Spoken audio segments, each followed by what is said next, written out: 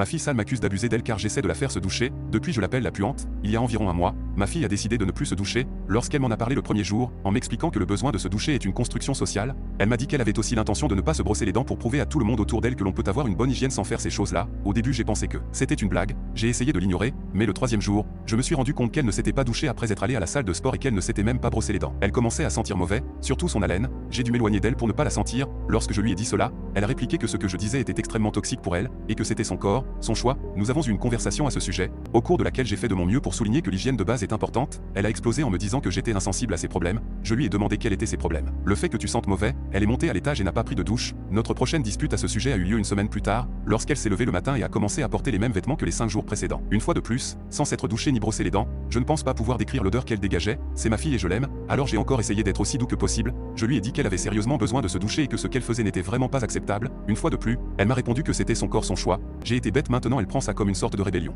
Même si cela affecte notre qualité de vie, nous ne pouvons pas sortir parce qu'elle sent trop mauvais et qu'on se moquerait d'elle en public, et même le fait d'être en sa présence est assez insupportable car elle sent vraiment mauvais. Je me suis donc dit que si elle avait le droit de faire cela, j'avais le droit de répliquer et de faire quelque chose en retour, quel que soit l'impact sur elle. Je me suis dit que j'allais l'appeler puante, ce serait le nouveau nom que je lui donnerais. Je ne l'appellerai plus par son nom, mais plutôt puante. C'est ce que j'ai commencé à faire. La première fois que je l'ai appelée puante, elle a explosé, me traitant d'abusif et de manipulateur, disant que j'étais un père horrible parce que j'intimidais ma fille, mais je n'ai jamais arrêté. Elle refusait toujours de se doucher, alors je suis allé plus loin, j'ai changé son sur mon téléphone en puante et j'ai fait tout ce que j'ai pu pour lui faire comprendre qu'elle devait se doucher. Elle a fait une dépression il y a quelques jours, cela faisait presque 3 semaines que je l'appelais strictement puante. Elle est venue me voir et m'a supplié d'arrêter. Je lui ai d'abord dit qu'elle devait prendre du recul lorsqu'elle me parlait parce que son haleine sentait mauvais et elle a semblé découragée par mes propos. Notre conversation a été improductive, car une fois de plus, je me suis fait traiter de manipulateur parce que j'essayais de la faire se doucher. Nous n'avons pas parlé depuis, nous nous tenons à l'écart l'un de l'autre et je crains vraiment que notre relation ne soit bientôt irréparable si elle ne commence pas à se doucher. J'ai donc décidé de